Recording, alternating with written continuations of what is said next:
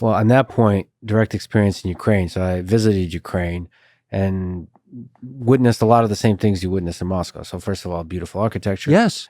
And this is a country that's really in war. So it's not for real. Like for real, where most of the men are either volunteering or fighting in the war, and there's actual tanks in the streets that are going into your major city of Kiev, and still the supply chains are working. Yes. Just a handful of months after the start of the war, everything is working. The restaurants are amazing. The most of the people are able to do some kind of job, like the life goes on. Cleanliness, like you mentioned, I love security, like it's incredible. Like there's like crime went to zero. They gave out guns to everybody.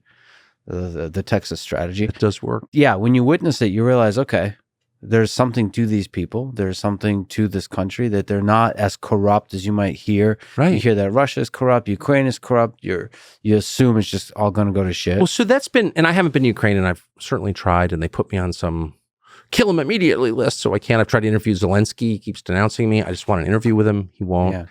Unfortunately, I would love to do it. I hope you do. I do too. But one of the things that bothers me most, I love to hear that, what you just said about Kiev. But I'm not really surprised.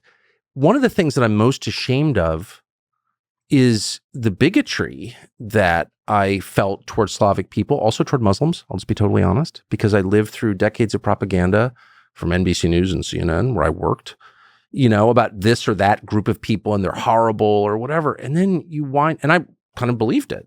And I see it now, like, we can't even put the word Russia at Wimbledon because it's so offensive. Well, what does the tennis player have to do with it? Did he invade Ukraine? I don't think he did. Stealing all these business guys' yachts and denouncing them as oligarchs. Like, what do they have to do with it? Whatever.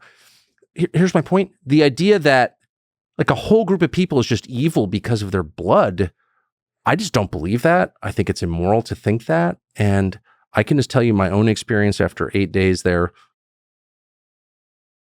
I think it's a really interesting culture, Slavic culture, which is shared, by the way, by Russia and Ukraine. Of course, they're first cousins at the most distant. And I found them really smart and interesting and informed. I didn't understand a lot of what they were saying. I don't understand the way their minds work because I'm American, but it wasn't a thin culture. It's a thick culture, and I admire that. And I wish I could go to Ukraine. I would go tomorrow.